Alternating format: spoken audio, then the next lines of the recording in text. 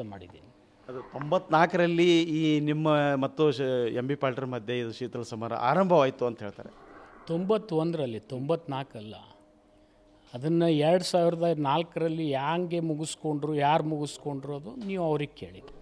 2004ರಿಂದ ನೀವು ಬಾಗೇವಾಡಿ ಕ್ಷೇತ್ರಕ್ಕೆ ಹೋದ್ರಿ.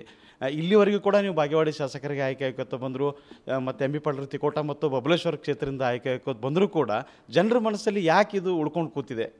ಅದು ಅವ್ರವ್ರಿಗೆ ಬಿಟ್ಟಿದ್ದು, ಜನರ ಮನಸ್ಸಿನಲ್ಲಿಲ್ಲ. ಆದರೆ ಯಾರ್ದಾರು ವೈಯಕ್ತಿಕ ಅವ್ರ ಮನಸ್ಸಿನಲ್ಲಿದ್ದರೆ ಅದು ಅವ್ರ ದುರ್ದೈವ, ನಾನೇನು ಮಾಡೋಕ್ಕಾಗಲ್ಲ. ಇದೇ ವಿಚಾರದಲ್ಲಿ ಅಂದರೆ ಸಿ ಎಂ ರೇಸ್ ವಿಚಾರದಲ್ಲಿ ಈಗ ಪರಮೇಶ್ವರ್ ಅವ್ರ ಹೆಸರು ಕೇಳಿ ಬರ್ತಾ ಇದೆ, ಡಿ ಕೆ ಶಿ ಅವ್ರ ಹೆಸರು ಕೇಳಿ ಬರ್ತಾ ಇದೆ, ಜೊತೆಗೆ ಜಾರಕಿಹೊಳಿ ಅವರ ಪರವಾಗಿ ಕೂಡ ಈಗ ಸಾಮಾಜಿಕ ಜಾಲತಾಣಗಳಲ್ಲಿ ಬೆಂಬಲಗಳು, ಪೋಸ್ಟ್ಗಳು ಮತ್ತು ಈ ಥರ ಹರಿದಾಡ್ತಾ ಇದ್ದಾವೆ. ಇದಕ್ಕೆ ಹೇಳ್ತೀರಿ?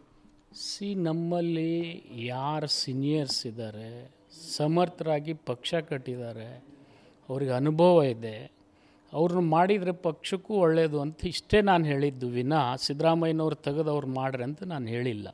ಈಗ ನಿಮಗೆ ಪುನಃ ಸ್ಪಷ್ಟಪಡಿಸ್ತಾ ಇದ್ದೀನಿ, ಸಿದ್ದರಾಮಯ್ಯನವರು ಯಾವುದೇ ತಪ್ಪು ಮಾಡಿಲ್ಲ, ಅವರೇ ಮುಂದುವರಿತಾರೆ ಅನ್ನುವಂಥ ಒಂದು ಆತ್ಮವಿಶ್ವಾಸ ನಮಗಿದೆ. ಅಕಸ್ಮಾತ್ ಅಂಥದ್ದು ಬಂದರೆ ಯಾರು ಸೀನಿಯರ್ಸ್ ಆಗ್ಬೋದು ಅನ್ನೋದು ಇಷ್ಟೇ ನನ್ನ ಅಭಿಪ್ರಾಯ. ಅದ್ರ ಮುಂದೆ ಏನೂ ವಿಚಾರ ವ್ಯಕ್ತಪಡಿಸೋಕ್ಕೆ ನಾನು ಇಚ್ಛೆ ಪಡೋದಿಲ್ಲ.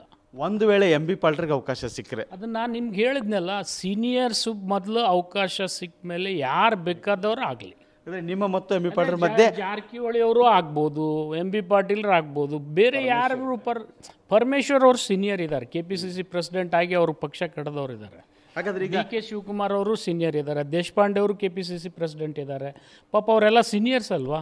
ಹಾಗಾದರೆ ನಿಮ್ಮ ಮತ್ತು ಎಂ ಬಿ ಪಾಟೀಲ್ರ ಮಧ್ಯೆ ಯಾವುದೇ ಏನು ಶೀತಲ ಸಮರ ಇಲ್ಲ ಅಂತ? ಇಲ್ಲ ಇಲ್ಲ ಇಲ್ಲ, ನನ್ನಲ್ಲಿ ಆ ವಿಚಾರೇ ಇಲ್ಲ. ನನಗೆ ಮುಖ್ಯಮಂತ್ರಿ ಆಗೋ ಆಸೆ ಕನಸಿನಲ್ಲೂ ಇಲ್ಲ. ಅವ್ರು ಯಾಕೆ ಅದು ನನ್ನ ಹೆಸರು ತೆಗೆದು ಹೇಳಿದ್ರು ಗೊತ್ತಿಲ್ಲ. ಅದೇನು ಹೇಳ್ತಾರಲ್ಲ, ಕುಂಬಳಕಾಯಿ ತುಡುಗಂದ್ರೆ ಇದು ಹೆಗಲು ಮುಟ್ಕೊಂಡು ನೋಡ್ದಂಗೆ ಆಗತ್ತದ. ಅದು ನನಗೆ ಆಸೆನೇ ಇಲ್ಲ. ಶಿವಾನಂದ ಪಾಟೀಲ್ ಅವರು ಮತ್ತು ನನಗೆ ಸಿ ಎಂ ಆಗೋಕ್ಕೆ ಯಾವುದೇ ಆಸೆ ಇಲ್ಲ, ಇರೋ ಖಾತೆಯಲ್ಲಿ ನಾನು ಸಂತೃಪ್ತವಾಗಿ ಕೆಲಸ ಮಾಡ್ತಾ ಇದ್ದೀನಿ. ಜೊತೆಗೆ ಎಂ ಬಿ ಪಾಟೀಲ್ ಜೊತೆ ಮತ್ತು ನನ್ನ ಮಧ್ಯೆ ಯಾವುದೇ ಸಮರ ಇಲ್ಲ, ನಾವು ಒಂದೇ ಪಕ್ಷದಲ್ಲಿದೆ ಅನ್ನೋ ಮಾತನ್ನು ಹೇಳ್ತಾ ಇದ್ದಾರೆ.